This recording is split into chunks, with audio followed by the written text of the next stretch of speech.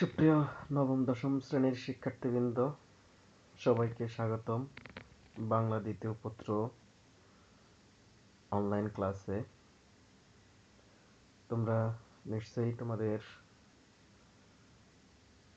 Assignment কাজে ব্যস্ত। অ্যাসাইনমেন্টের অংশবিশেষ তোমাদের অনলাইন ক্লাসে স্বাগতম। আজকের অনলাইন ক্লাসে তোমাদের আলোচনার বিষয় বাংলা ভাষার শব্দ সম্ভার নবম দশম শিক্ষার্থীবৃন্দের জন্য আজকের এই ক্লাস। তোমরা সবাই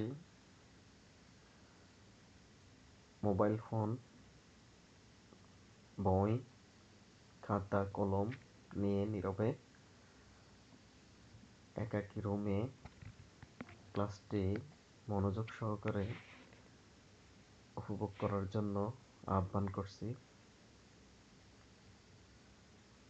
আজকের পাঠ আমরা শিখব উৎস অনুসারে শব্দের শ্রেণী বিভাগ, 5 প্রকার শব্দের উদাহরণ সহ ব্যাখ্যা করতে পারবো, মিশ্র শব্দ ব্যাখ্যা করতে পারবো। উৎস অনুসারে শব্দের শ্রেণী বিভাগ। উৎস অনুসারে শব্দকে 5 ভাগে ভাগ করা হয়েছে: তৎসম শব্দ, অর্ধ তৎসম শব্দ, তদ্ভব শব্দ, বিদেশি শব্দ, দেশি শব্দ। তাহলে উৎস অনুসারে শব্দকে 5 ভাগে ভাগ করা হয়েছে: তৎসম শব্দ, অর্ধ তৎসম শব্দ, তদ্ভব শব্দ, দেশি শব্দ, বিদেশি শব্দ।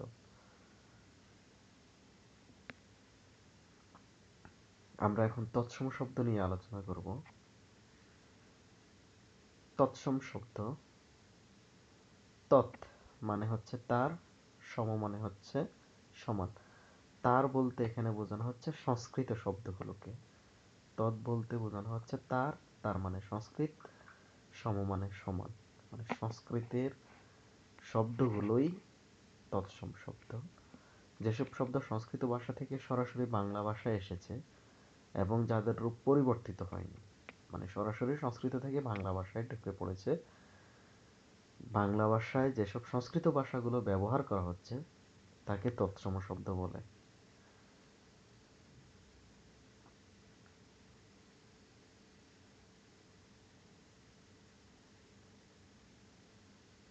তৎসম শব্দ: সূর্য, চন্দ্র তৎসম শব্দ।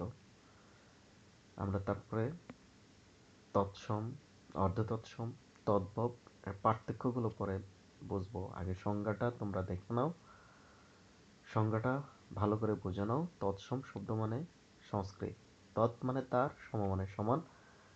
যেসব শব্দ সংস্কৃত ভাষা থেকে সরাসরি বাংলা ভাষায় এসেছে এবং যাদের রূপ পরিবর্তিত হয়নি বা অপরিবর্তিত রয়েছে সেসব শব্দকে বলা হয় তৎসম শব্দ।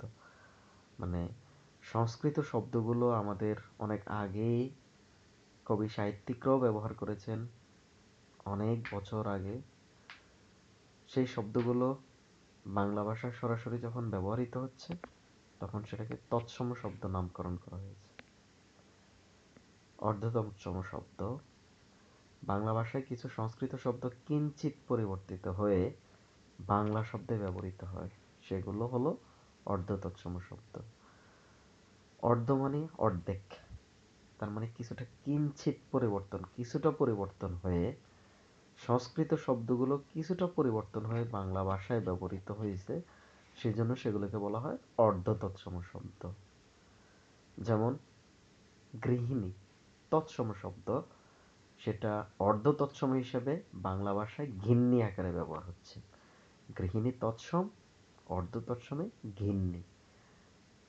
বৃষ্টিকে আমরা বলি বৃষ্টি, গ্রামকে গ্রাম। তেমনি সূর্য সুরুজ, অর্ধ তৎসমে সুরুজ। চন্দ্র অর্ধ তৎসমে হচ্ছে চন্দ। তোমরা কম্পিউটার অথবা মোবাইল স্ক্রিনে স্ক্রিন শর্ট নিয়ে রাখবে পরবর্তী পড়াশোনার জন্য। এবার আসি আমরা তদ্ভব শব্দ। যেসব শব্দের মূল সংস্কৃত ভাষায় পাওয়া যায় কিন্তু ভাষার বিবর্তন ধারায় প্রাকৃতের মাধ্যমে পরিবর্তিত হয়ে আধুনিক বাংলা ভাষায় স্থান করে নিয়েছে সেসব শব্দকে বলা হয় তদ্ভব শব্দ। বলতেছে যেসব শব্দের মূল সংস্কৃত ভাষায় পাওয়া যায় কিন্তু ভাষার বিবর্তন দ্বারা প্রাকৃতের মাধ্যমে পরিবর্তিত হয়ে আধুনিক বাংলা ভাষায় স্থান করে নিয়েছে।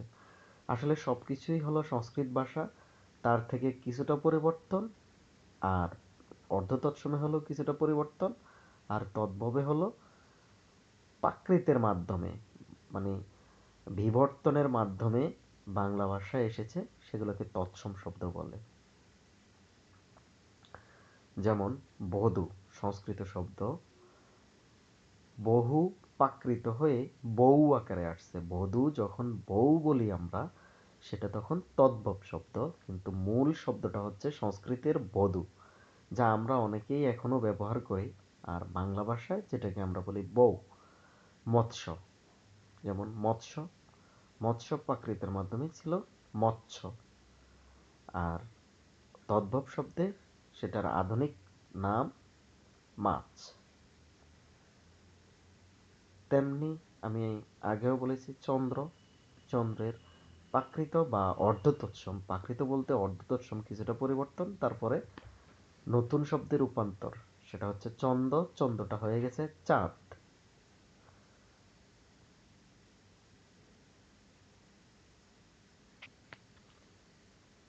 তদ্ভব শব্দের পরে আমরা আসছি দেশি শব্দে। বাংলাদেশের আদিম অধিবাসীদের ভাষা ও সংস্কৃতির কিছু কিছু উপাদান যা বাংলায় রক্ষিত রয়েছে সেগুলোকে দেশি শব্দ বলে।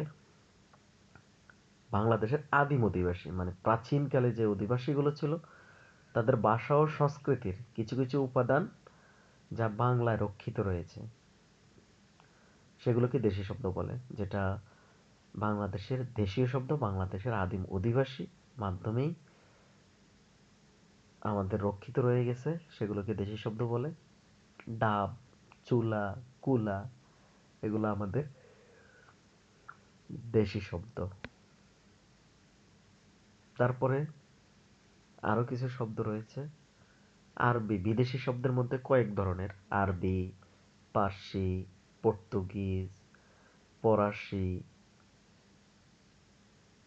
জাপানি, চীনা, তুর্কি। বিদেশি শব্দ বিভিন্ন দেশের শব্দ বাংলা ভাষায় এসেছে, সেগুলোকে বলি আমরা বিদেশি শব্দ। তা আরবি শব্দ তার মধ্যে একটা। আরবি শব্দ যেমন তবলা, আরবি শব্দ। আসবাব, উকিল, ফকির, আজান, এগুলি আরবি শব্দ। পার্সি শব্দ, পার্সি মানে হচ্ছে ইরানের শব্দ। ইরানকে পারস্য বলতো, সেজন্য এটাকে পার্সি শব্দ বলে। ইরান। গোস্ত, চশমা, বাগান, তরমুজ, নয় তরমুজ নয়, তরমুজ পর্তুগিজ শব্দ, এখানে ভুল আসছে। তরমুজ পর্তুগিজ শব্দ। আঙ্গুর পার্সি শব্দ। পর্তুগিজ শব্দ দেখবো এবার আমরা। পর্তুগিজ শব্দ বালতি, পাউরুটি, পেয়ারা, আনারস, আলমারি, পেঁপে, চাবি, এগুলি পর্তুগিজ শব্দ। পেয়ারা ফল, আনারস ফল, পেঁপে ফল, তিনটা ফলই পর্তুগিজ শব্দ। তিনটা ফল। বালতি, আলমারি, পাউরুটি, চাবি, পর্তুগিজ শব্দ। তারপরে আসি আমরা ইংরেজি শব্দ। কফি ইংরেজি শব্দ, ফুটবল আমরা জানি ইংরেজি শব্দ, ট্রেন ইংরেজি শব্দ, ব্যাগ, টেবিল, চেয়ার, এরোপ্লেন, এগুলি ইংরেজি শব্দ যা আমরা সচরাচর জানি। টেবিল লিখি যদিও মনে করি আমরা টেবিল, চেয়ার বাংলা শব্দ, আসলেই দুইটি ইংরেজি শব্দ। ফুটবল যেটা আমরা বাংলাও লিখি ইংরেজিতেও লিখি। তারপরে আসছে চীনা শব্দ, চা, চিনি, লিচু, এলাচি, এগুলো চীনা শব্দ। তারপরে আছে জাপানি শব্দ, রিক্সা, প্যাগোডা, হারিকিরি, এগুলো হচ্ছে জাপানি শব্দ। তারপরে আসছে মিশ্র শব্দে। মিশ্র শব্দ বলতে দুই দেশি শব্দ, দেশি অথবা বিদেশি, ফরাসি অর্থ ফরাসির সাথে ইংরেজি, এগুলোকে মিশ্র শব্দ বলে। কোনো কোনো সময় দেশি ও বিদেশি শব্দের মিলনে শব্দ দ্বৈত সৃষ্টি হয়ে থাকে, এগুলোই মিশ্র শব্দ। শাক, সবজি, শাক সবজি, তৎসম, তদ্ভব। তৎসম আর পার্শ্বী, শাক সবজি, শাক তৎসম শব্দ, সবজি পার্শ্বী শব্দ, শাক সবজি মিলে একটা মিশ্র শব্দ। মিশ্র শব্দ তৎসম যোগ ফরাসি শব্দ, পার্শ্বী শব্দ, এটা হচ্ছে মিশ্র শব্দ শাক সবজি। এবার তোমরা বলবে এটা কোন জাতীয় শব্দ? এটা লিচু, চীনা। দ্বিতীয়টা বালতি, বালতি পর্তুগিজ শব্দ। তারপরে কি? ডাব, কি দেখা যাচ্ছে পিকচারে? ডাব, ডাব দেশি শব্দ, ডাব দেশি শব্দ। তাহলে তোমরা এখন লিখতে হবে যে তৎসম শব্দ কাকে বলে এবং উদাহরণ সহ দুটি দেশি শব্দ ও দুটি বিদেশি শব্দের নাম লিখতে হবে। পড়ে আসছো তৎসম শব্দ, তৎ মানে তার বা সংস্কৃত, সম মানে সমান, মানে সংস্কৃত শব্দকেই তৎসম শব্দ বলা হয়, যেটা সংস্কৃত শব্দ বাংলা ভাষায় অপরিবর্তিতভাবে কোনো পরিবর্তন না হয়ে বাংলা ভাষায় সরাসরি এসেছে, তাকে তৎসম শব্দ বলে। চন্দ্র, সূর্য, গৃহিণী, তৎসম শব্দ। তারপরে রয়েছে দেশি শব্দ, কুলা, ডাব, দেশি শব্দ। বিদেশি শব্দ রয়েছে বিভিন্ন রকমের, পর্তুগিজে যেমন পেয়ারা, পেঁপে, আনারস, পর্তুগিজ শব্দ, এগুলি পর্তুগিজ শব্দ। তাহলে তোমরা আজকে শব্দের যে শ্রেণী বিভাগ, 5টি শব্দ, শব্দের প্রকারভেদে 5 প্রকার শব্দ, তৎসম, অর্ধতৎসম, তদ্ভব, দেশি, বিদেশি, এই শব্দগুলোর সংজ্ঞা এবং শব্দগুলোর দেখে পরিচিতি, যে কোনগুলো কোন শব্দ। পরবর্তী আরেকটা প্রকার মিশ্র শব্দ, সেগুলোই নিশ্চয়ই তোমরা বুঝতে পারছো, বুঝতে পারবে। তোমাদের টেক্সট বইতে আরো বিস্তারিত রয়েছে, সেগুলো দেখবে, পড়াশোনা করবে, তাহলে তোমরা ভালোভাবে এমসিকিউ অ্যান্সার করতে পারবে।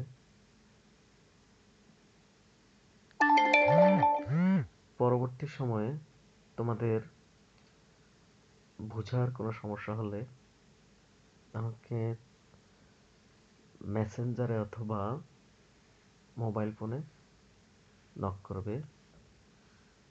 ধন্যবাদ সবাইকে। পরবর্তী ক্লাসের শিডিউল অনুযায়ী তোমরা সবাই ক্লাস করবে আশা করি। সবাই ভালো থাকো, সুস্থ থাকো। আল্লাহ হাফেজ।